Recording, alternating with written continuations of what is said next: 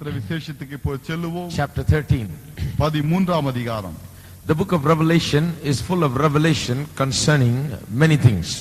வெளிப்படுத்துற விசேஷம் என்பது பல வெளிப்பாடுகள் அடைந்த ஓர் புத்தகம். Perhaps one of the most difficult books to understand in the Bible. வேத புத்தகத்திலே ஒருவேளை புரிந்து கொள்வதற்கு மிகவும் கடினமான புத்தகமாகவும் இது இருக்கலாம். But ஆனால் if we study this, இதை நாம் படித்தால், we know what is in there. அதிலே என்ன இருக்கிறது என்பதை அறிவோம் என்றால், The Bible says that we will be blessed.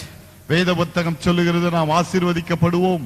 Really, there is something there that brings us a great knowledge about the things to come. வரப்போகிறவைகளை குறித்த ஒரு அறிவை இந்த புத்தகம் நமக்கு அளிக்கும். It not only gives us the knowledge about what is to come, என்ன வருகிறது என்பதை குறித்த ஒரு அறிவிப்பை இது கொடுக்கிறது மாத்திரமல்ல, it reveals many things about Jesus Christ himself. இயேசு கிறிஸ்துவை குறித்த சில காரியங்களை, பல காரியங்களை அது நமக்கு வெளிப்படுத்துகிறது. Reveals many things about God. தேவனை குறித்த பல காரியங்களை வெளிப்படுத்துகிறது. Reveals many things about Satan. பிசாசை குறித்த பல காரியங்களை வெளிப்படுத்துகிறது. Reveals many things about the nature of man. மனிதனுடைய சுபாவத்தை குறித்து பல காரியங்களை I வெளிப்படுத்துகிறது. think one of the most revealing scriptures are found in the book of Revelation about the nature of man, the hardness of his heart and condition. வெளிப்படுத்தப்படுகிற பல காரியங்களிலே மிக முக்கியமாக வெளிப்படுத்தப்படுவது மனிதனுடைய குணம் என்ன, அவன் எப்படிப்பட்டவனாக இருக்கிறான் என்பது வெளிப்படுத்தப்படுகிறது. So let us look once again into Revelation chapter 13. ஆகவே வெளிப்படுத்தல் 13க்கு திரும்பவுமாக திருப்புவோம். And I stood upon the sand of the sea and saw a beast rise up out of the sea, having 7 heads and 10 horns, and upon his horns 10 crowns, and upon his heads the name of blasphemy. பின்பு நான் கடற்கரை மணலின் மேல் நின்றேன். அப்பொழுது சமுத்திரத்திலிருந்து ஒரு மிருகம் எழும்பி வர கண்டேன். அதற்கு 7 தலைகளும் 10 கொம்புகளும் இருந்தன. அதன் கொம்புகளின் மேல் 10 முடிகளும், அதன் தலைகளின் மேல் தூஷணமான நாமமும் இருந்தன.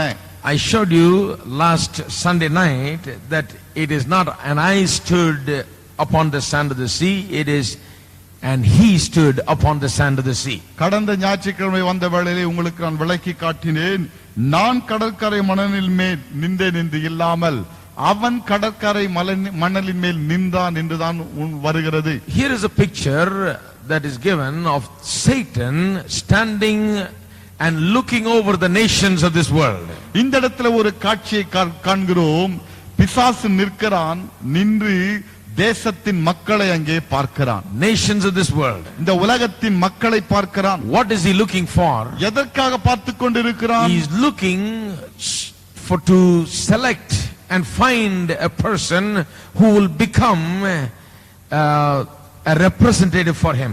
தனக்கு பிரதிநிதியாக விளங்கத்தக்கதாக ஒரு மனிதன் இந்த திரள் கூட்டத்தில் கிடைக்க மாட்டானா என்றுதான் காத்து நிற்கிறான். He is looking to select a man who will so completely yield himself to him that he will become literally him in this earth.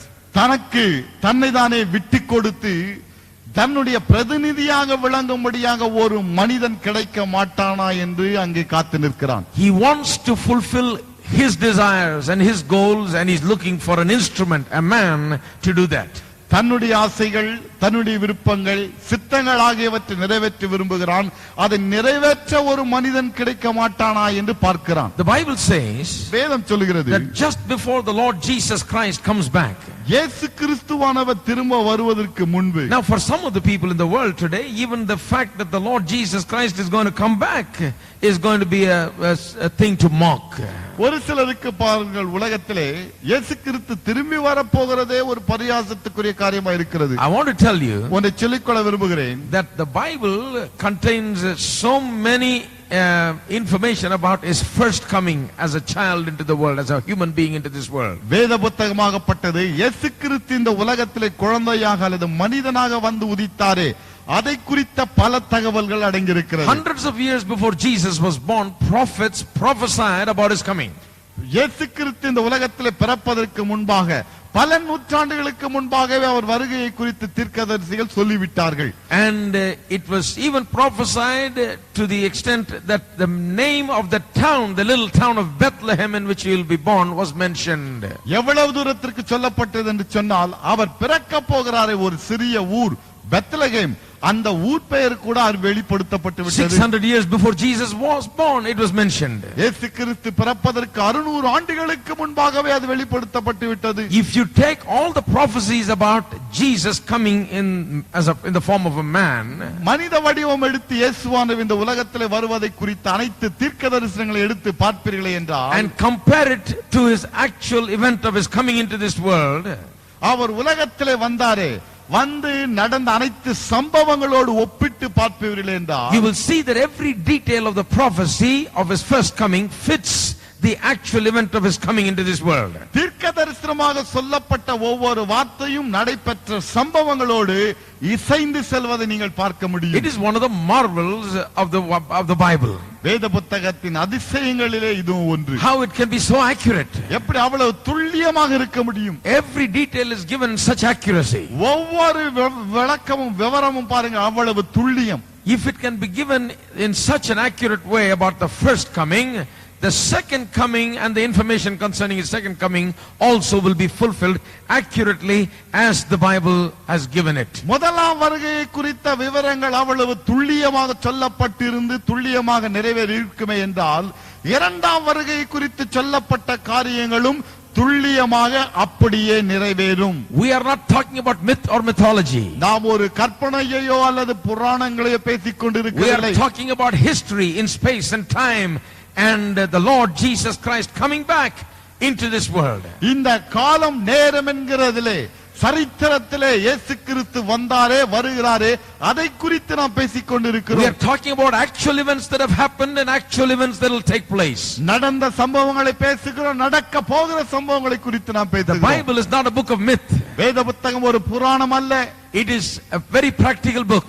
அது நடைமுறைக்குட்பட்ட ஒரு புத்தகம். It is one of the greatest books of prophecy. தீர்க்கதரிசன புத்தகத்தில் மிக பெரிய புத்தகம் இது. It is inspired of the Holy Spirit. பரிசுத்த ஆவியினால் ஏவப்பட்ட புத்தகம். It is given in accurate detail. அது துல்லியமான விவரங்களோடு It அளிக்கப்பட்டிருக்கிறது. says என்ன சொல்கிறது? that before the Lord Jesus Christ comes back on this earth, இயேசு கிறிஸ்துவானவர் திரும்ப பூமிக்கு வரும் முன்பு there will be 7-year period of what is called tribulation. உபத்திரவ காலம் என்று சொல்லி 7 வருடங்கள் இருக்கும். 7-year period of tribulation. உபத்திரவ காலம் 7 வருடம். During that 7-year period of tribulation, அந்த 7 வருட உபத்திரவ காலத்திலே one person will arise to be a great world ruler. ஒரு மனிதன் எழும்புவான், உலகம் முழுவதையும் ஆளுகிற மனிதனாக He விளங்குவான். will have the support of many nations around him. பல தேசத்தார்களின் ஆதரவுகளை பெற்றவராக விளங்குவான். He will rise up to great stature. மிகுந்த கண்ணியமான மரியாதைக்குரிய மனிதனாக எழும்புவான். He will appear on the scene as if he is going to bring peace. சமாதானத்தை கொண்டு வருகிறவனை போல காட்சியிலே தோற்றமளிப்பான். But as he goes on, he will create a lot of havoc and confusion. ஆனால் நாட்கள் செல்ல செல்ல மிகுந்த நாசத்தையும் அழிவையும் உருவாக்குவான். That person the Bible calls as Antichrist. அந்த மனிதனை வேத புத்தகம் அந்தி கிறிஸ்து என்று அழைக்கிறது. Now the spirit of Antichrist is already here. ஆனால் அந்தி கிறிஸ்துவின் ஆவி ஏற்கனவே இங்கு இருக்கிறது. But that person, the actual person called the Antichrist, will come. ஆனால் அந்தி கிறிஸ்து என்று சொல்லப்பட்ட அந்த மனிதன், உண்மையான மனிதன் பிறகு வருவான். He will become an instrument in the hand of the devil. பிசாசின் கைகளிலே ஒரு கருவியாக அவன் விளங்குவான். He will be against all that Christ is. கிறிஸ்து என்னவோ அதற்கு எதிராகவே இவன் விளங்குவான். And he will express all that the devil wants to do in this world. இந்த உலகத்திலே பிசாசு எதையெல்லாம் செய்ய விரும்புகிறானோ அதை எல்லாவற்றையும் இவன் வெளிப்படுத்துவான். Now the devil is looking, Satan is looking over the nations of the world for such a person who will become an Antichrist. இவ்விதமான ஒரு மனிதன் கிடைக்க மாட்டான், அந்தி கிறிஸ்துவாக அவனை மாற்றலாமா என்று சொல்லி பிசாசாகப்பட்டவன் சாத்தான் இன்றைக்கு மக்களுக்குள்ளாக தேடிக்கொண்டிருக்கிறான். Last week we gave you the scripture as to from which place he will come. எந்த இடத்திலிருந்து அவன் வரக்கூடும் என்பதை குறித்து கடந்த வாரத்திலே உங்களுக்கு நான் வசனத்தை He will காட்டினேன். come from the same people and empire that destroyed the temple and Jerusalem in 70 AD, the Bible says. கிறிஸ்துவுக்கு பின் 70 எருசலேமையும் தேவாலயத்தையும் இடித்து போட்டார்களே மக்கள், அந்த மக்கள் கூட்டத்திலிருந்து தான் அவன் வருவான் என்று வேத புத்தகம் Satan will சொல்கிறது. raise up a man. பிசாசு ஒரு மனிதனை எழுப்புவான், and he will use him. அவனை உபயோகப்படுத்துவான். And that is what verse 1 is talking about. முதலாம் வசனம் அதைத்தான் சொல்லுகிறது. He is described as a beast that rises up. என்ன சொல்லப்பட்டிருக்கிறது? மிருகம் எழும்புவான். Not only he, his kingdom is also described as a beast. அவன் மாத்திரமல்ல, அவனுடைய ராஜ்யமும் மிருகம் என்று தான் அழைக்கப்படுகிறது. Second verse gives the description about his kingdom. அவனுடைய ராஜ்யத்தை குறித்த வர்ணனை இரண்டாம் வசனத்திலே காண்கிறோம். Verse 2, இரண்டாம் வசனம். and the beast which I saw was like unto a leopard, and his feet were as the feet of a bear, and his mouth as the mouth of a lion, and the dragon gave him his power and his seat and great authority. நான் கண்ட மிருகம் சிறுத்தையை போல் இருந்தது, அதன் கால்கள் கரடியின் கால்களைப் போலவும் அதன் வாய் சிங்கத்தின் வாயைப் போலவும் இருந்தது. வலு சர்ப்பமானது தன் பலத்தையும் தன் சிங்காசனத்தையும் மிகுந்த அதிகாரத்தையும் அதற்கு கொடுத்தது. Now it may sound strange as you read it that the beast which John saw looked like a leopard and a bear and a lion. இதை நீங்கள் வாசிக்க வேளையில் கொஞ்சம் வினோதமாக இருக்கும். யோவான் கண்ட இந்த மிருகமாகப்பட்டது சிறுத்தை போலவும் கரடியை போலவும் சிங்கத்தை போலவும் இருந்தது என்று சொல்லப்பட்டிருக்கிறது. But it comes with great meaning. ஆனால் மிகுந்த அர்த்தம் உள்ளதாக அது இருக்கிறது. This kind of expression is not something new. It goes along with the prophecy given in Daniel chapter 7. இவ்விதமான வர்ணனையாகப்பட்டது புதியதல்ல. ஏற்கனவே இதை குறித்து தானியேல் 7ஆம் அதிகாரத்திலே தீர்க்கதரிசனமாக சொல்லப்பட்டிருக்கிறது. Daniel chapter 7 describes the three kingdoms that were there at that time. அந்நாட்களில் இருந்த மூன்று ராஜ்யங்களை குறித்து தானியேல் 7ஆம் அதிகாரத்திலே நாம் வாசிக்கலாம். Daniel chapter 7 தானியேல் 7ஆம் அதிகாரம் verse 4 4ஆம் வசனம் gives the description of the ancient kingdoms. பழையங்காலத்திலே முன்னாட்களிலே காணப்பட்ட ராஜ்யங்களை குறித்து சொல்கிறது. Of three kingdoms. மூன்று The ராஜ்யங்கள். kingdom of Babylon, பாபிலோனிய பேரரசு, the kingdom of Medo-Persia, மேதிய Persia Perarasu, and the kingdom of Greece. கிரேக்க பேரரசு. These three kingdoms are described picturesquely. இந்த மூன்று பேரரசுகளும் இங்கே ஒரு படத்தை போல The காட்டப்படுகிறது. pictures has a meaning and gives the characteristic of that kingdom, what the kingdom is like. அந்த ராஜ்ய பேரரசுகளை குறித்த படம் காட்டுகிறது. அந்த படத்திலே இந்த பேரரசுகள் எப்படியாப்பட்ட குணத்தை கொண்டிருந்தது என்பது விளக்கப்படுகிறது. Lion, bear and so on and leopard were only description of the characteristic of the kingdom. இந்த சிங்கம் கரடி போன்றவைகள் எதற்கோப்பாக இருக்கிறது? அந்த ராஜ்யத்தின் பேரரசின் குணங்கள் எப்படிப்பட்டதாக இருந்தது? Look at Daniel chapter 7 verse 4. தானியேல் 7ஆம் அதிகாரம் 4ஆம் வசனத்தை பாருங்கள். It says, the first was like a lion and had eagle's wings. I beheld till the wings thereof were plucked, and it was lifted from the earth and made stand upon the feet as a man, and man's heart was given to it. முந்தினது சிங்கத்தை போல இருந்தது, அதற்கு கழுகின் சட்டைகள் உண்டாயிருந்தது. நான் பார்த்து கொண்டிருக்கையில் அதன் இறகுகள் பிடுங்கப்பட்டது, அது தரையிலிருந்து எடுக்கப்பட்டு மனுஷனைப் போல இரண்டு கால்களின் மேல் நிமிர்ந்து நிற்கும்படி செய்யப்பட்டது. மனுஷ இருதயம் அதற்கு கொடுக்கப்பட்டது. If you read the context, it is not talking about some beast, it is talking about the kingdom that is rising up. இந்த இடத்திலே நீங்க சந்தர்ப்பத்தை வாசித்து பார்ப்பீர்கள் சொன்னால் ஒரு மிருகத்தை குறித்து அல்ல, எழும்ப போகிற ஒரு ராஜ்யத்தை குறித்து சொல்லப்பட்டது என்பதை பார்க்கலாம். Verse 5 says, 5ஆம் வசனம் சொல்லுகிறது, behold, another beast, a second like to a bear, and it raised up itself on one side, and it had 3 ribs in the mouth of it, between the teeth of it, and they said thus unto it, arise, devour much flesh. பின்பு கரடிக்கு ஒப்பாக வேறே இரண்டாம் மிருகத்தை கண்டேன். அது ஒரு பக்கமாய் சாய்ந்து நின்று தன் வாயின் பற்களுக்குள்ளே 3 விலா எலும்புகளை கவ்விக்கொண்டிருந்தது. எழும்பி வெகு மாம்சம் தின் என்று அதற்கு சொல்லப்பட்டது. After this I beheld, and lo, another like a leopard, which had upon the back of it 4 wings of a fowl. The beast had also 4 heads, and dominion was given to it. அதன் பின்பு சிவிங்கை போல் இருக்கிற வேறொரு மிருகத்தை கண்டேன். அதன் முதுகின் மேல் பட்சியின் சட்டைகள் 4 இருந்தது. அந்த மிருகத்துக்கு 4 தலைகளும் உண்டாயிருந்தது. அதற்கு ஆளுகை அளிக்கப்பட்டது. This is not just a man having wild visions and dreams. ஏதோ ஒரு மனிதன் ஒரு பயங்கரமான கனவை கண்டார் என்று அல்ல இது. He is having a vision about the 3 kingdoms. 3 பேரரசுகளை குறித்த ஒரு தரிசனத்தை பார்க்கிறார். Babylon, Persia and Greece. Babylon, Persia, கிரேக்க பேரரசுகள். The characteristic of those kingdom is given here with the picture of the lion, leopard and the bear. அந்த பேரரசுகளுடைய குணங்கள் எப்படி இங்கே காட்டப்படுகிறது?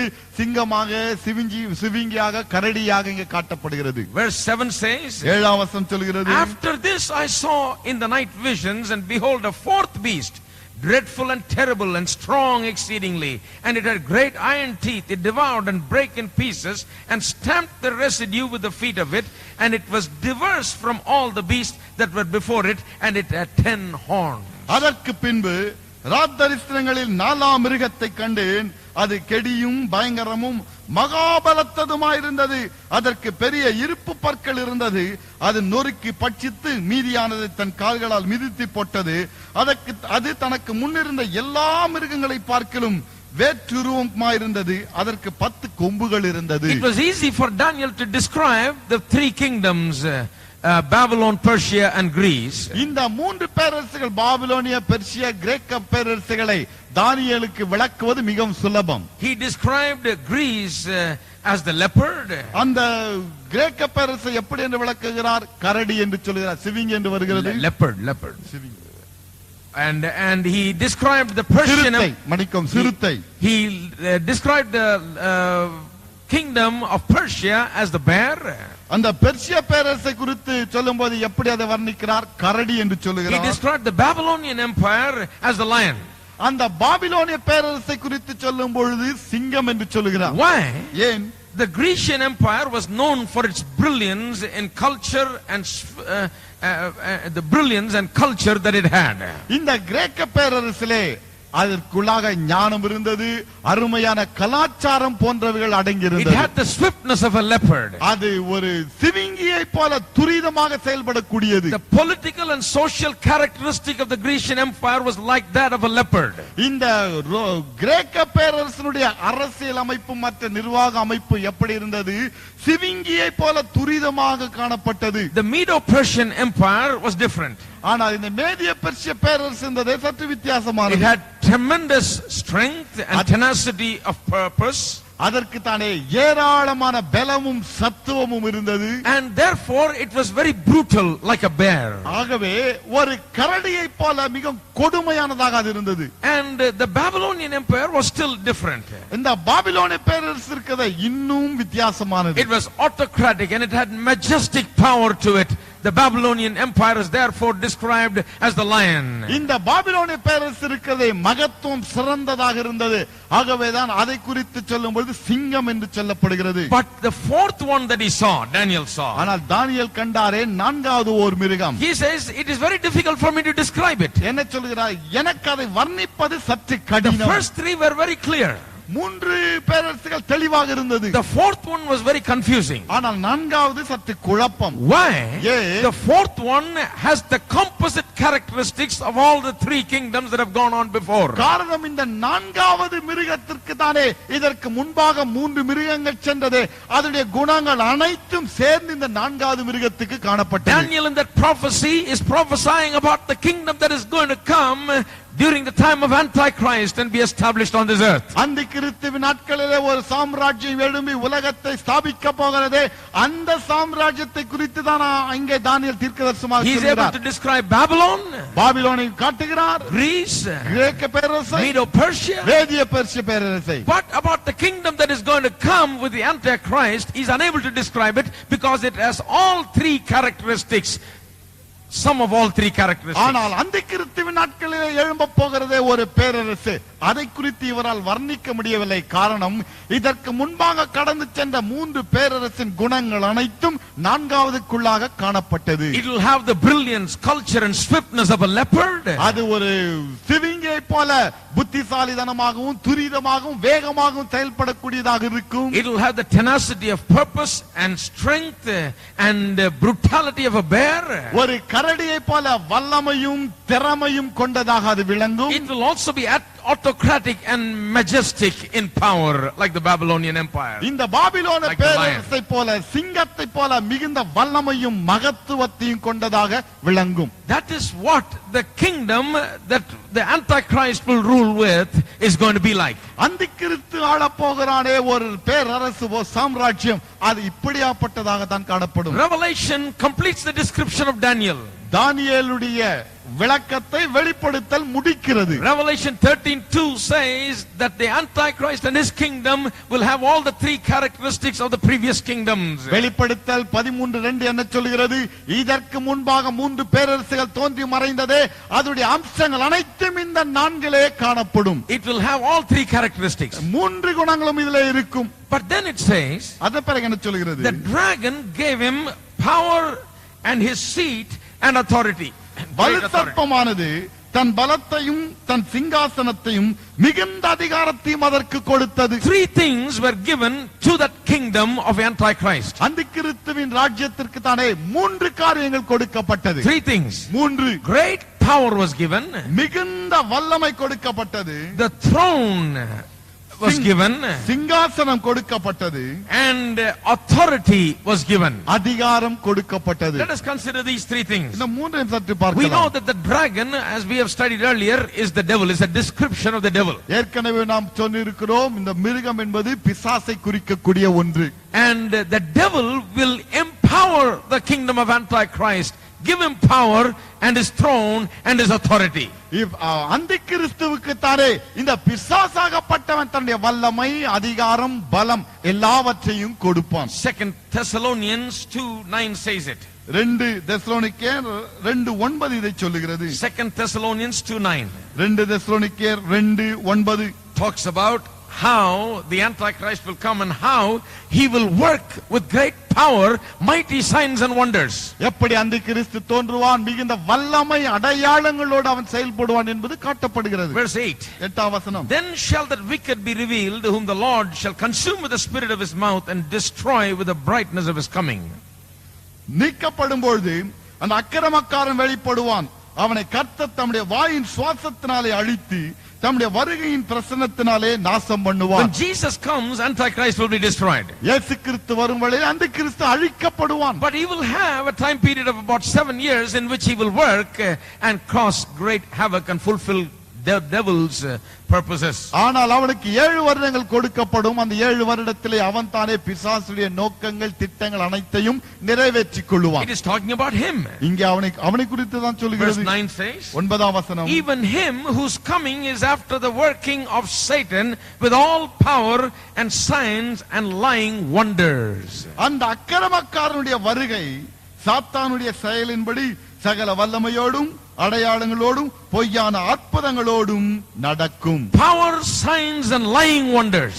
வல்லமை, அடையாளங்கள், பொய்யான அற்புதங்கள். One of the things that will mark and characterize the Antichrist and his rule will be the powerful signs and lying wonders. இந்த அந்திக்கிறிஸ்துவினுடைய ஆட்சிக்கு பல அடையாளங்களை எடுத்துக்காட்டான ஒரு அடையாளம் உண்டு என்று சொன்னால் அடையாளங்களும் பொய்யான அற்புதங்களும் காணப்படும். The Bible says that the spirit of Antichrist is already here. வேத புத்தகம் சொல்கிறது அந்திக்கிறிஸ்துவின் ஆவி ஏற்கனவே இங்கு இருக்கிறது. There are men today who, with empowered by the devil, are performing lying wonders and signs with great power. இன்றைக்கு பிசாசுடைய சக்தியினாலே, பிசாசு சக்தி கொடுக்கப்பட்டவளாக எத்தனையோ பேர் பொய்யான அற்புதங்களையும் அடையாளங்களையும் செய்து கொண்டிருக்கிறார்கள். In our world there are today men that are worshipped as gods. இன்றைக்கு நம்முடைய உலகத்திலே மக்கள் கடவுள்களாக வணங்கப்படுகிறார்கள். In this land of India, இந்திய தேசத்திலே men are worshipped as gods. மனிதர்களை மக்கள் தெய்வங்களாக வணங்குகிறார்கள். Because of the signs and wonders and the great power that they have,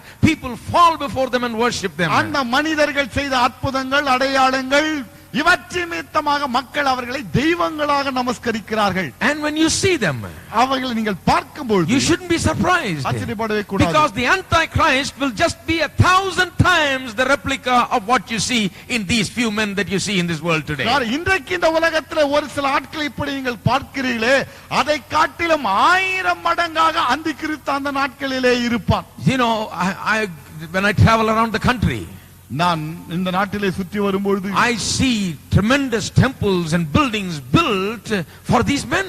இந்த மனிதர்களுக்கென்று பெரிய ஆலயங்களும் கட்டிடங்களும் கட்டப்பட்டிருக்கிறதை People கண்டிருக்கிறேன். worship them. மக்கள் அவர்களை Go in ஆராதிக்கிறார்கள். hundreds and thousands to worship men.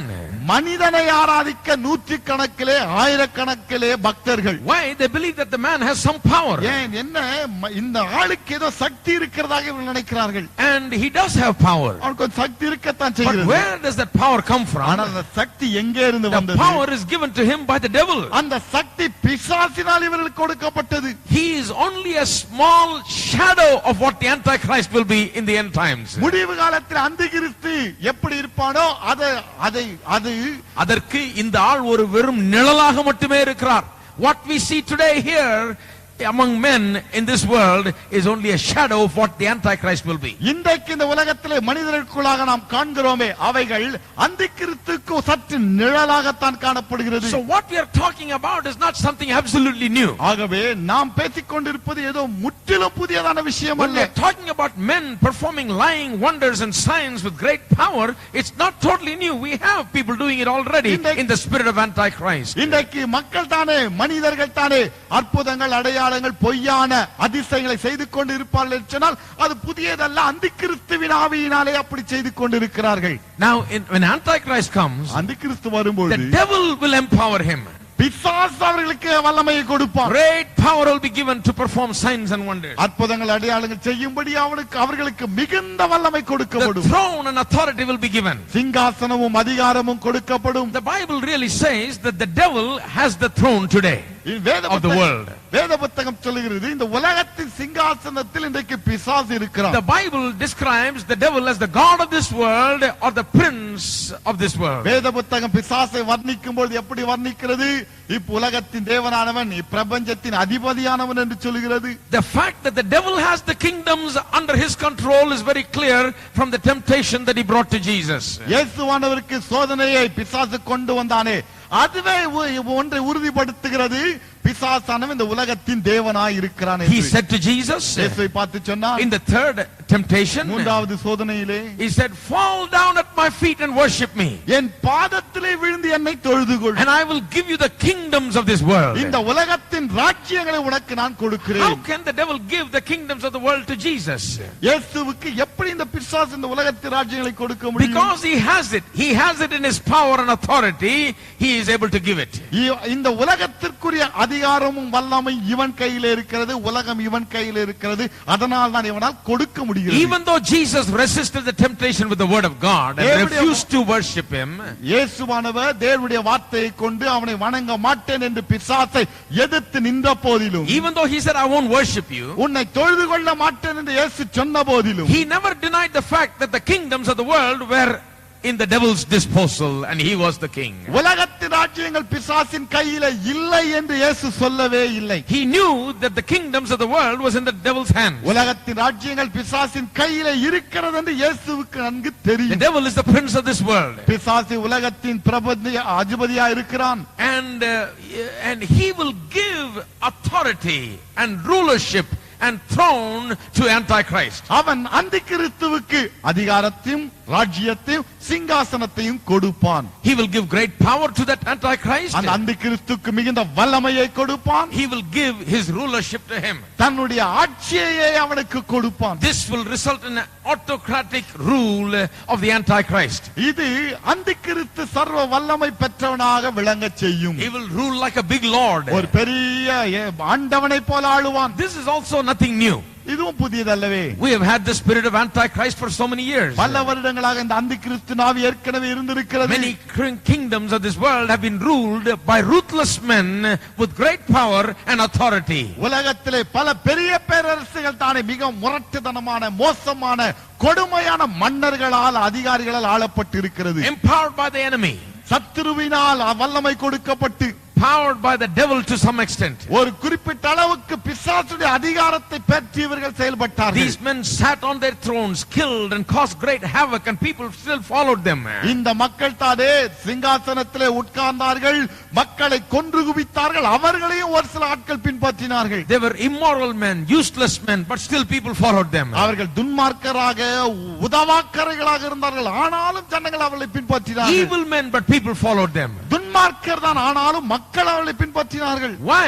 ஏன்? The devil blinds the people's eyes. பிசாசு மக்களுடைய கண்களை குருடாக்குகிறான். The devil blinds everybody's eyes. பிசாசு எல்லாருடைய கண்களை குருடாக்குகிறான். And they simply follow blindly this evil man that is ruling over them. அவர்களை ஆண்டு கொண்டிருக்கிறான இந்த துன்மார்க்கன் இவனை கண்ணை மூடிக்கொண்டு பின்பற்றுகிறார்கள். Have you ever wondered how people can vote for some people? ஒரு சிலருக்கு மக்கள் எப்படி ஓட்டு போடுகிறார்கள் என்று உங்களால் எண்ணி பார்க்க They've got to முடியாதா? be really blind உண்மையாலுமே குருடலாக தான் and have no இருக்கிறார்கள். sense at all. அறிவே இருக்காது நினைக்கிறேன். And some of these people don't do any good. இந்த ஒரு சில ஆட்கள் பாருங்க ஒரு நன்மைக்கு உதவாதவர்கள். But ஆனால் people still go ahead and do it. ஆனாலும் போய் ஓட்டு போடுகிறார்கள். And follow them. அவளை பின்பற்றுகிறார்கள். Even worship them. வணங்குகிறார்கள். And they do all kinds of things to them. பலவிதமான காரியங்களை செய்கிறார்கள். Because the spirit of Antichrist is there. காரணம் அந்திகிறிஸ்துவின் ஆவி பின்னாலே. These are all indications of the tendency to worship men and to glorify men and put evil men in great powers and மனிதனை authority. வணங்கி மனிதனுக்கு மதிப்பு கொடுத்து தீமையான சக்திகளுக்கு உயர்ந்த இடத்தை கொடுக்கக்கூடிய ஒரு ஆற்றல் இது. What the Antichrist will be able to accomplish in those days, வரப்போகிற நாட்களிலே அந்திகிறிஸ்து என்ன சாதிக்க போகிறானோ, it will be done by the power of the devil. அது பிசாசுடைய சக்தியினாலே சாதிக்கப்படும். It will be just 1,000 times more than what you see today. இன்றைக்கு நீங்கள் காண்கிறதை காட்டிலும் 1000 மடங்கு அதிகமாக இருக்கும். The Antichrist will be the embodiment of the devil himself. அந்திகிறிஸ்து பிசாசுடைய மறு உருவமாக இருப்பான். And he will give his power, seat and great authority தன்னுடைய வல்லமை, அதிகாரம், சிங்காசனம் அனைத்தையும் அவனுக்கு கொடுத்து to விடுவான். Antichrist. அந்திகிறிஸ்து Verse கொடுப்பான். 3. மூன்றாவது And I வசனம். saw one of his heads as it were wounded to death, and his deadly wound was healed, and all the world wondered after the beast. அதன் தலைகளில் ஒன்று சாவுக்கேதுவாய் காயப்பட்டிருக்க கண்டேன். ஆனாலும் சாவுக்கேதுவான அந்த காயம் சுத்தமாக்கப்பட்டது. பூமியில் உள்ள யாவரும் ஆச்சரியத்தோடு அந்த மிருகத்தை பின்பற்றினார்கள். We told you that the heads that John saw in the vision was the nations. நான் உங்களுக்கு ஏற்கனவே சொன்னேன், யோவான் இந்த தரிசனத்தை கண்ட தலைகள் என்பது தேசங்களை குறிக்கிறது. And one of the heads was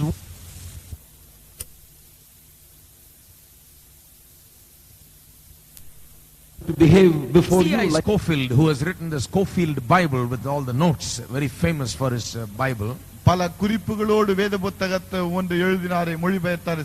Scofield என்று சொல்லப்பட்ட ஸ்கோஃபீல்ட் பைபிள் ஆசிரியர். He says, அவர் சொல்லுகிறார், this means that the Roman Empire, which ceased to be an empire a long time ago, நீண்ட நாட்களுக்கு முன்பாகவே பேரரசாக அல்ல இல்லாதபடிக்கு தள்ளப்பட்டதே ரோம பேரரசு. it exists in fragmented form today. இன்றைக்கு அங்கங்கே சின்ன சின்னதாக சிதறி அங்கங்கே இருக்கிறது. But it does not exist in a federated form in a whole. ஆனால் ஒன்றாக சேர்க்கப்பட்ட ஒரு பெரிய பேரரசாக அது இன்றைக்கு இல்லை. He says it's wounded. என்ன சொல்லுகிறார்? காயப்பட்டு A இருக்கிறது. healing will come to that. Once again the empire will be restored, he says. அதற்கு சுகம் வரும், அந்த பேரரசு திரும்பவும் உருவாகும் என்று அவர் சொல்லுகிறார். That is one of the views about this scripture, verse 3 of chapter 13. 13ஆம் அதிகாரம் 3ஆம் வசனத்தின் பல விளக்கங்களில் இது ஒரு விளக்கம். There is yet another group of people, great Bible teachers, that think that this verse 3 indicates a masterpiece of deceit that the devil will use at the end times. வேறு சில ஆசிரியர்கள் என்ன கருதுகிறார்கள்? பிசாசாகப்பட்ட மிகப்பெரிய ஒரு வஞ்சனையை அல்லது தந்திரத்தை பின்னாட்களே உபயோகிப்பான், அதிலே இதுவும் ஒன்று. They say that chapter 13 speaks about Antichrist and his kingdom in such a way that the two cannot be easily distinguished and separated. என்ன சொல்லுகிறார்கள்? The Antichrist and his kingdom are talked about in such a way that they are not easily distinguished and separated from one another. அந்திகிறிஸ்துவும் அவனுடைய ராஜ்யமும் பிரிக்கப்பட முடியாத, ஒன்றுக்கொன்று வேறுபடுத்த முடியாத அளவிற்கு இங்கே காட்டப்பட்டிருக்கிறது. And they say என்ன சொல்கிறார்கள்? the wounding of the head அந்த தலை காயப்பட்டிருந்ததே refers to one of the human personalities that will actually go through something of a death. ஏறக்குறைய மரணத்தின் வழியாக கடந்து செல்லக்கூடிய ஒரு மனிதன் இருப்பான். Or it will be made to look like he died. அல்லது இல்லை என்றால் மரித்ததை போல அங்கே அவன் And it will காட்டப்படுவான். be made to look like that he came back to life. எப்படி இருக்கும்? அவன் திரும்ப உயிரோடு எழுப்பப்பட்டதை போல காட்டப்படுவான். They'll say, oh, he died and he came back to life. என்ன சொல்வார்கள்? அவன் செத்தான், உயிரோடு வந்து விட்டான். And they will say, who is like unto him? அவனுக்கு ஒப்பானவன் யார் என்று Look சொல்லுவார்கள். at him. அவனை பார், He died, அவன் செத்தான், but then he came back to அவன் life. உயிரோடு வந்து So விட்டான். he must be divine. ஆகவே அவன் He must தெய்வாதீனமானவன், be wonderful. அவன் There is அதிசயமானவன், none like him. அவனுக்கு இணை எவரும் இல்லை. They say this kind of a thing will happen. என்ன தெரியாத ஓர் விஷயம், It is really hard to actually imitate the death and resurrection. இயேசு கிறிஸ்துவின் மரணம் உயிர்த்தெழுதலை போல அப்படியே நிகழ்த்தி காட்டுவது முடியாத காரியம். அப்படியே மரணமும் உயிர்த்தெழுதலும் இவனால் நிகழ்த்த முடியாது. So he will somehow simulate, make it look like, make it appear like this is a death and a resurrection. ஆகவே மரணம் உயிர்த்தெழுதல் என்பதை போல போலியான ஒன்றை, உண்மையற்ற ஒன்றை இவன் அங்கே நிகழ்த்தி He காட்டுவான். will make it look like that this person died and he came back to life. இவன் மரித்தான், உயிரோடு எழுந்து விட்டான் என்று அங்கே ஒரு போலியை நடித்து காட்டுவான். Many who understand it like this, they believe that one of the wicked rulers of the Roman Empire will come back to life and become the Antichrist. பலர் என்ன நம்புகிறார்கள் சொன்னால், ரோம பேரரசை ஆண்ட பல மன்னர்களிலே கொடிய மன்னன் ஒருவன் தோன்றுவான், உயிரோடு எழும்புவான், அவன் ஆளுவான். They think that that will be to put on a seeming death and resurrection of Jesus Christ. இயேசு கிறிஸ்துவின் மரணம் Imitate. இயேசு கிறிஸ்துவின் மரணம் உயிர்த்தெழுதலுக்கு அது இணையாக இருக்கும் என்று சொல்லி பலர் Now why நம்புகிறார்கள். does the devil do it? பிசாசு ஏன் இதை செய்கிறான்? Why would the devil want to put on an imitation of death and resurrection? ஏன் மரணம் உயிர்த்தெழுதலை போல போலியான ஒன்றை பிசாசு செய்து காட்ட வேண்டும்? Because in that one thing Jesus Christ stands as unique. காரணம் அந்த ஒரு விஷயத்தில் தான் இயேசு கிறிஸ்துவானவர் நிகரற்றவராக விளங்குகிறார். He is risen again. அவர் உயிரோடு கூட He எழுந்தார், died and he rose again. மரித்தார், எழுந்தார். And no one else can claim to that. வேறு எவருமே இப்படி நடந்தது என்று சொல்ல முடியாது. That proves that he is Lord. அவரே ஆண்டவர் என்பதை இந்த உயிர்த்தெழுதல் நிரூபிக்கிறது. In the book of Acts, as the early church preached about Jesus Christ, அப்போஸ்தலர் நடவடிக்கை புத்தகத்திலே ஆதி திருச்சபையினர் இயேசுவை பிரசங்கித்த in வேளையில், the first century, the preaching has to do entirely with the fact of the resurrection of Jesus. முதலாம் நூற்றாண்டிலே பாருங்கள், பிரசங்கத்திலே எது முக்கியமாக அடங்கியிருந்தது? இயேசு கிறிஸ்துவின் உயிர்த்தெழுதல் தான். Resurrection was the main point of preaching. பிரசங்கத்திலே முக்கியமான குறிப்பு உயிர்த்தெழுதல். Why? ஏன்? They wanted to contrast Jesus Christ with all other gods. இயேசு கிறிஸ்துவை மற்ற தேவர்களோடு பிரித்து காட்ட They wanted விரும்பினார்கள். to show that Jesus is risen. இயேசு உயிரோடு எழுந்தார் என்று காட்ட விரும்பினார்கள். Peter healed a lame man பேதுரு ஒரு சப்பானியை சுகமாக்கினார். at the gate of the temple. தேவாலயத்தின் They வாசலண்டையிலே. said, how did you heal that lame man? எப்படி இவனை சுகமாக்கினாய் என்று கேட்டார்கள். Peter said, பேதுரு சொன்னார், by the name of Jesus whom you crucified, but whom God has raised from the dead. நீங்க உங்களால் சிலுவையில் அறையப்பட்ட தேவனால் உயிரோடு எழுப்பப்பட்ட இயேசுவின் நாமத்தினாலே சுகமாக்கினோம் என்று சொல்லுகிறார். Even the miracles were done to prove that Jesus is risen and he's alive today. அற்புதங்களும் எதற்காக செய்யப்பட்டது? இயேசு மரித்தார், உயிரோடு எழுந்தார் என்பதை It நிரூபிக்கத்தான். was not just a show. ஏதோ ஒரு சும்மா காட்சியை காட்ட வேண்டும் Miracles were என்பதற்காக. to direct people to the living God, the true God. உண்மையான ஜீவனுள்ள தேவன் பக்கமாக மக்களை திசை திருப்பவே செய்யப்பட்டது. Today we preach the uniqueness of Christ. இன்றைக்கு கிறிஸ்துவின் நிகரற்ற தன்மை நாம் What is பிரசங்கிக்கிறோம். the uniqueness of Christ? கிறிஸ்துவின் நிகரற்ற தன்மை தான் Why do we என்ன? say Christ is Lord and not anyone else? இயேசுவே ஆண்டவர், வேறு ஆண்டவன் இல்லை என்று ஏன் சொல்லுகிறோம்? You know, it's not just the resurrection. ஏதோ வெறும் உயிர்த்தெழுதல் இல்லை அது. Many things are also there. பல காரியங்கள் உள்ளே இருக்கிறது. One of the most important things that we cite is the holiness of Jesus. இயேசு கிறிஸ்துவை குறித்து சொல்லக்கூடிய ஆண்டவர் ஏன் நாம் சொல்லுகிறோம்? Because he was unlike any other man. காரணம் மற்ற மனிதர்களை போல அல்ல இவர். He was totally sinless. முற்றிலும் பாவமற்றவர். Not only his friends said he was sinless, his enemies said he was sinless. இவருடைய நண்பர்கள் இவர் பாவமற்றவர் என்று சொன்னது மாத்திரமல்ல, இவருடைய சத்துருக்களும் இவர் பாவமற்றவர் என்று The people சொன்னார்கள். who put him on the cross said he is without sin. இவரை சிலுவையில் அறைந்தார்களே, அவர்களும் சொன்னார்கள் இவருக்குள்ளாக பாவம் இல்லை என்று. That is why we say Jesus is Lord. ஆகவேதான் நாம் சொல்கிறோம் இயேசுவே ஆண்டவர். Because there was no man that has ever entered the human race like him. காரணம் இவரை போல இந்த மனுகுலத்திலே இதுவரை எவரும் பிறந்தது இல்லை. And one of the great facts of uniqueness of Christ is his holiness. கிறிஸ்துவினுடைய நிகரற்ற தன்மைகளில் மிக முக்கியமான ஒன்று அவருடைய பரிசுத்தம். In many things he is different. ஆனா பல காரியங்களில் அவர் வித்தியாசமானவர். In his birth he is different. பிறப்பிலே வித்தியாசம். In his birth he was born of a virgin. பிறப்பிலே கன்னியினிடத்திலே அவர் பிறந்தார். In his life he was different. வாழ்க்கையிலே வித்தியாசம். He was unlike any other man. He was totally holy and sinless. மற்ற மனிதர்களைப் போல அல்லாமல் பாவமற்றவராக முழு பரிசுத்தராக விளங்கினார். In his death he was different. மரணத்திலே வித்தியாசமாக இருந்தார். Because he could not be killed, because he is the prince of life. You cannot kill him. இவர் ஜீவாதிபதி. இவரை எவராலும் கொல்ல முடியவில்லை. What does the prince of life mean? ஜீவனின் அதிபதி என்றால் அர்த்தம் என்ன? We all receive life from God. நாம் எல்லாரும் ஜீவனை தேவனிடத்திலிருந்து பெறுகிறோம். We have some life. கொஞ்சம் ஜீவன் நமக்கு இருக்கிறது. Where did we get it? எங்க இருந்து வந்தது? We got it from God. தேவனிடத்திலிருந்து வந்தது. We can die. நாம் மரிக்கலாம். But God cannot die. ஆனால் தேவன் மரிக்க முடியாது. Because he is life. He didn't get life from somewhere. He is life. காரணம் இவர் எவரிடத்திலிருந்து ஜீவனை பெறவில்லை, இவரே ஜீவனாக இருக்கிறார். The Bible says, வேதம் சொல்கிறது, as the Father has life in himself, so does the Son have life in and of himself. பிதாவானவர் ஜீவனை உடையவராய் இருக்கிறது போல குமாரனும் தனக்குள்ளாக தானே ஜீவன் உள்ளவராக இருக்கிறார். Which means that just as the Father is self-existent and that no one had to bring him about and make him exist, the Son is also self-existent, has life in himself. பிதாவானவர் தானாகவே இருக்கிறது போல எவருமே இந்த பிதாவானவருக்கு ஜீவனை கொடுக்காமல் தானாகவே அவர் இருக்கிறது போல குமாரனும் தானாகவே இருக்கிறார். இவருக்கும் எவரும் ஜீவனை கொடுக்கவில்லை. Among the human race there is only one person who did not receive life from somebody. He is Jesus Christ. மனுக்குலத்திலே ஜீவனை பெறாமல் ஒருவர் உண்டு என்று சொன்னார், அவர் இயேசு கிறிஸ்து மாத்திரம்தான். He is life. அவரே ஜீவன். Therefore you cannot kill him. ஆகவே அவரை நீங்கள் கொல்ல முடியாது.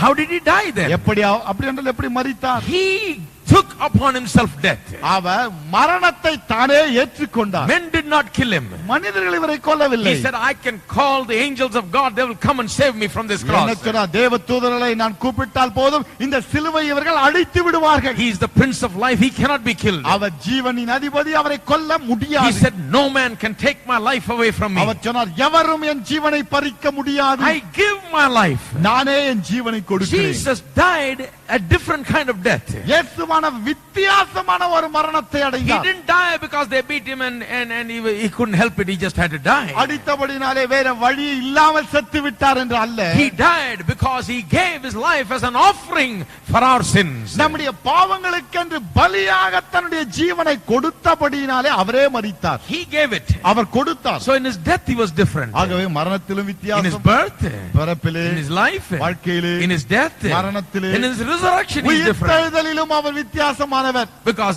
no man has ever risen before. காரணம் இதற்கு முன்பாக எவரும் தானே உயிரோடு எழுந்தது இல்லை. If there was anybody raised from the dead, they died back again when they got old. ஒருவேளை மரித்து உயிரோடு எவராது எழுப்பப்பட்டு இருப்பார் என்று சொன்னால் வயது முதிர்ந்த பிறகு திரும்பவும் அவர் மரித்து விட்டார். Jesus Christ was risen again. ஆனால் இயேசு கிறிஸ்து உயிரோடு எழுந்தார்.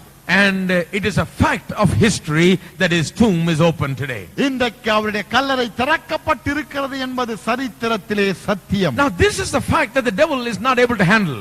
இந்த சத்தியத்தை தான் பிசாசால் சமாளிக்க முடியவில்லை. The devil does not know how to raise himself up to that level. எப்படி இந்த நிலைமைக்கு அந்தஸ்துக்கு தன்னை உயர்த்திக் கொள்வது பிசாசுக்கு தெரியவில்லை. He wants to be like Jesus. இயேசுவை போல இருக்க He விரும்புகிறான். wants to be equal to God. தேவனுக்கு நிகராக இருக்க விரும்புகிறான். Therefore, he will simulate death and resurrection. He will make it look like and appear like death and resurrection so that the Antichrist will look like a divine human being. ஆகவே மரணம் உயிர்த்தெழுதலை போன்ற ஒன்றை இவன் போலியாக நடித்து காட்டுவான். எதற்காக? அந்த கிறிஸ்துவுக்கு சமமானவன் என்பதை நிரூபித்து காட்ட. And would you believe? A lot of people will believe that. உங்களுக்கு தெரியுமா, பல ஆட்கள் இதை நம்ப போகிறார்கள். That will be one of his lying wonders. அவனுடைய பொய்யான அற்புதங்களில் இதுவும் ஒன்று. He has always been a deceiver. எப்பொழுதுமே ஏமாற்றுகிறவன் தான். But his death and resurrection show will be the greatest masterpiece of lying wonders in the end times. மரணம் உயிர்த்தெழுதல் என்கிற ஒரு நாடகத்தை காட்டுகிறானே, மிகப்பெரிய பொய்களிலே இதுவும் ஒரு பொய். Why would he do that? ஏன் அப்படி செய்ய வேண்டும்? Verse 4 says, நான்காம் வசனம் and சொல்கிறது, they worshipped the dragon which gave power unto the beast. மிருகத்திற்கு அதிகாரத்தை கொடுத்த இவனை மக்கள் And they வணங்கினார்கள். worship the beast, saying, who is like unto the beast, who is able to make war with him? அந்த அந்த மிருகத்திற்கு ஒப்பானவன் யார், அதனோட யுத்தம் பண்ணத்தக்கவன் யார் என்று சொல்லி மிருகத்தை வணங்கினார்கள். All of a sudden, the world, the kingdom that is under Antichrist, begins to look upon him not just as a human king, but look upon him as divine and begin to worship him. திடீரென்று சொல்லி பார்த்தா இந்த உலகமாகப்பட்டது இவனை மனிதன் என்று பார்க்காமல் ஒரு தெய்வீக மனிதனை போல பார்த்து வணங்க ஆரம்பித்து How விட்டது. did it come to that conclusion? எப்படி இந்த முடிவுக்கு வந்தார்கள்? Because he claims to have been dead and been risen again. ஏன் அவன் என்ன சொன்னான்? நான் மரித்தேன் உயிரோடு எழுந்தேன் என்று சொன்னான். That is his masterpiece of defeat. அவனுடைய Deceit. பொய்களிலே மிகப்பெரிய பொய் இது. That's his lying wonder. அவனுடைய பொய்யான அற்புதம் இது. People will wonder after the beast. அந்த மிருகத்தை கண்டு மக்கள் ஆச்சரியப்படுவார்கள். The Antichrist. அந்த கிறிஸ்துவை They'll கண்டு, say, oh, he's fantastic. ஓ எவ்வளவு அற்புதமானவன் இவன், Who is like unto him? அவனுக்கு ஒப்பானவன் யார், Who is like unto him? இவனுக்கு இணையானவன் யார். In what way this man is less than Jesus Christ? இந்த மனிதன் இயேசு கிறிஸ்துவை காட்டிலும் எந்த விதத்திலும் தாழ்ந்தவன் இல்லையே. Who is like unto this Antichrist? இந்த அந்த கிறிஸ்துவுக்கு ஒப்பானவன் யார், And who is able to make war with him? இவனோடு கூட யுத்தம் Who பண்ணத்தக்கவர்கள் will யார், be able to stand before him? இவனுக்கு முன்பாக நிற்கத்தக்கவர்கள் யார். There is no one like him. என்ன என்கிறார்கள்? இவனுக்கு இணை எவருமே They இல்லை. will look upon him with wonder. அவனை பார்க்கும்போது ஆச்சரியத்தோடு பார்ப்பார்கள். And they will begin to worship the devil, Satan, the dragon, who gave him the power. அதிகாரத்தை இந்த அந்த கிறிஸ்துவுக்கு கொடுத்தாரே சாத்தான், அவனை வணங்க ஆரம்பிப்பார்கள்.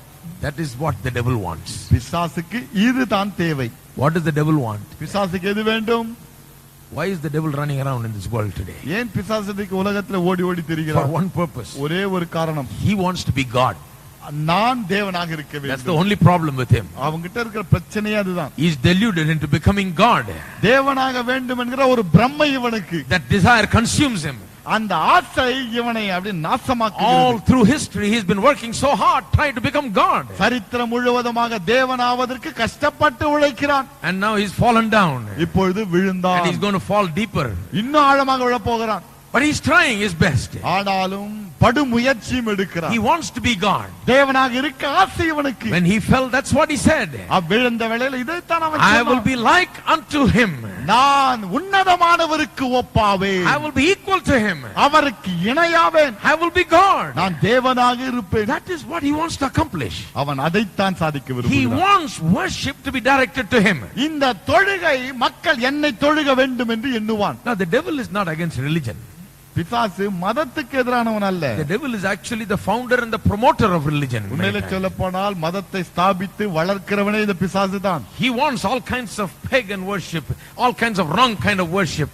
பலவிதமான தவறான கள்ள தொழுகைகள் உலகத்திலே உருவாக வேண்டும் என்று இவன் He விரும்புகிறான். wants people to be misdirected so that they won't know the living God and worship anything that they see. ஜீவனுள்ள தேவனை மக்கள் அறியாதபடி அவரை வணங்காதபடிக்கு தவறான திசையில் இவர்கள் செல்ல வேண்டும் என்று பிசாசு விரும்புகிறான். Because then he can get them to worship him. அப்பொழுதுதான் அவர்கள் தன்னை தொழும்படி இவனால் ஈர்க்க முடியும். All the wrong kind of worship somehow glorifies the devil. தவறான தொழுகைகள் எல்லாம் பாருங்கள் ஏறக்குறைய பிசாசை தான் தூக்கி பிடிக்கும். Worship is somehow directed towards the devil. தொழுகை எப்படியோ பிசாசுக்கு போய் விடுகிறது. In the end times, முடிவிலே by his power and lying wonders through the Antichrist, தன்னுடைய வல்லமையாலும் அந்த கிறிஸ்துவின் மூலமாக செய்யக்கூடிய பொய்யான அற்புதங்களின் மூலமாகவும் and the resurrection and the death and resurrection show that he puts on as a climax.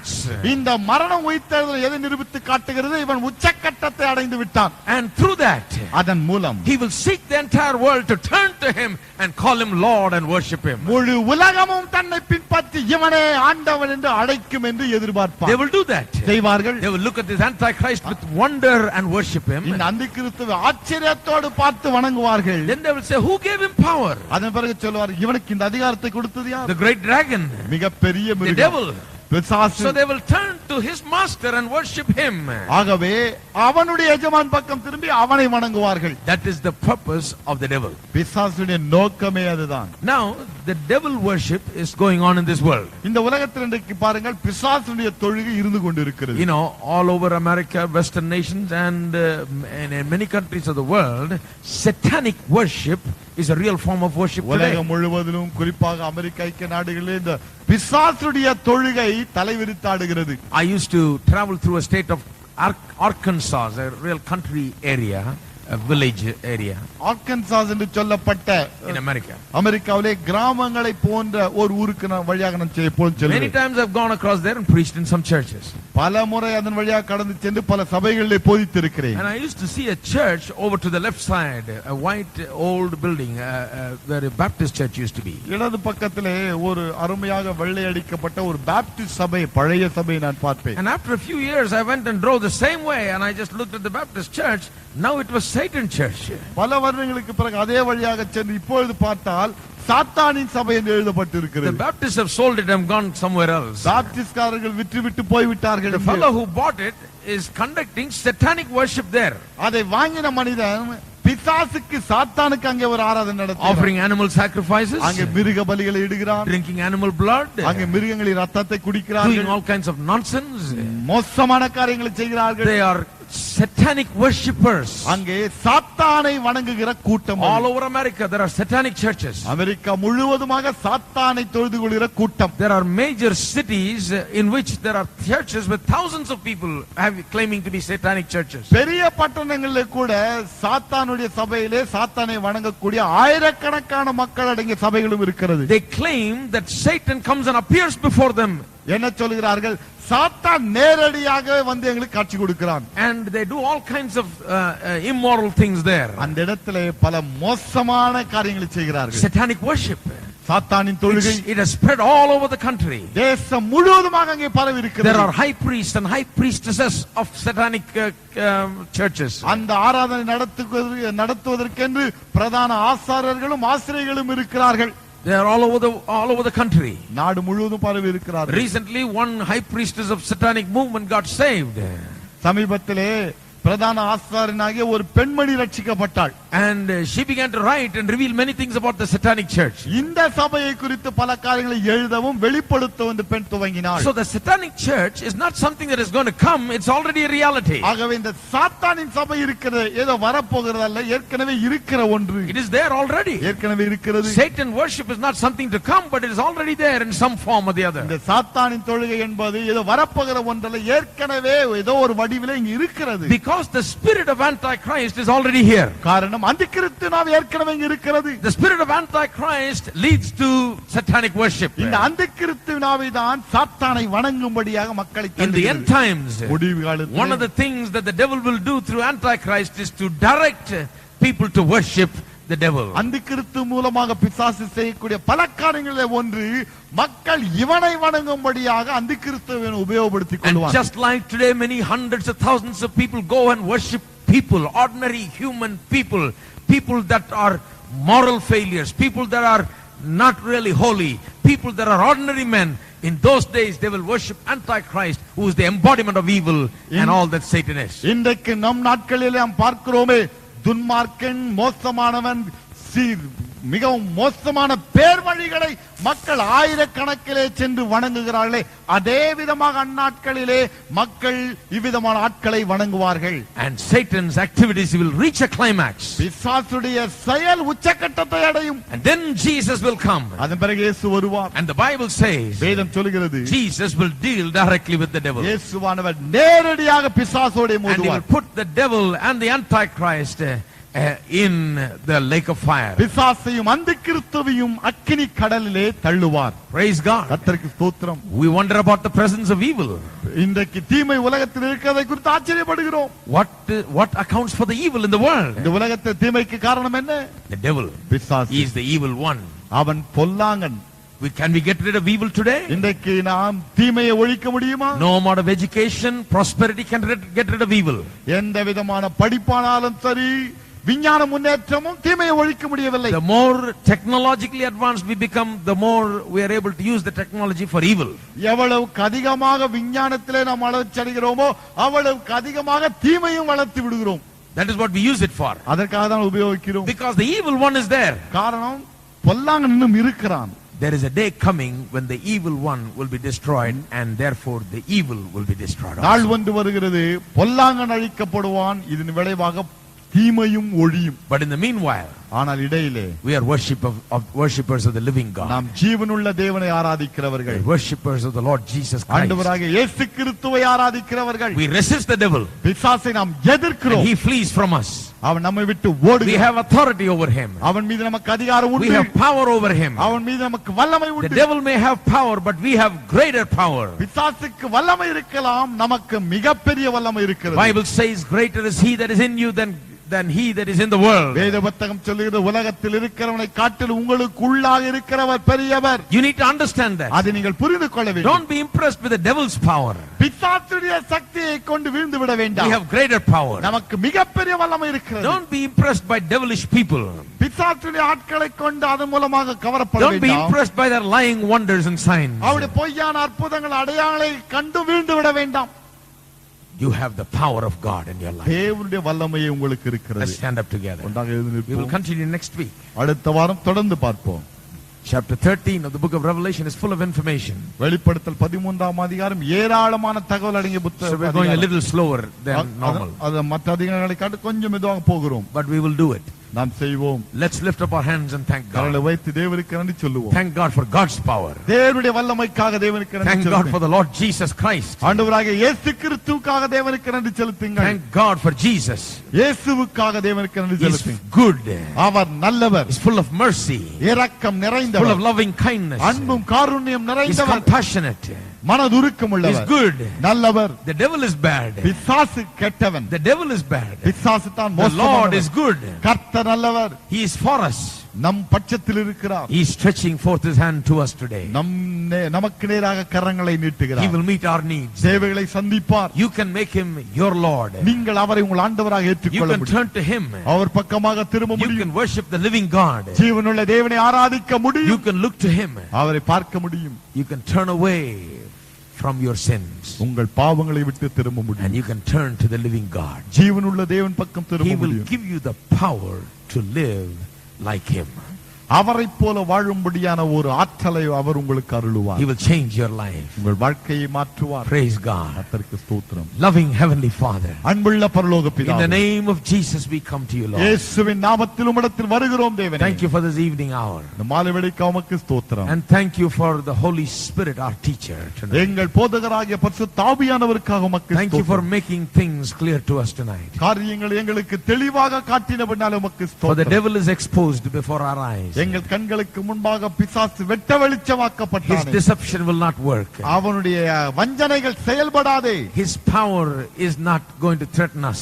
அவனுடைய வல்லமையும் எங்களை அச்சுறுத்த For we have முடியாது. greater power. காரணம் எங்களுக்கு மிகப்பெரிய வல்லமை We உண்டு. are not impressed by his lying wonders. அவனுடைய பொய்யான அற்புதங்களை கொண்டு நாங்கள் வீழ்ந்து We are விடுபவர்கள் அல்ல. worshippers of the living God. ஜீவனுள்ள தேவனை ஆராதிப்பவர்கள். Thank you for opening our eyes. கண்களை திறந்தபடினாலே ஸ்தோத்திரம். Thank you for we are not part of the devil's kingdom. பிசாசுடைய ராஜ்யத்தில் நாங்கள் பங்குதாரர்கள் இல்லையே. Thank you உமக்கு for we are ஸ்தோத்திரம். not blind. நாங்கள் குருடர்கள் அல்லவே. உமக்கு We are the ஸ்தோத்திரம். people of the light.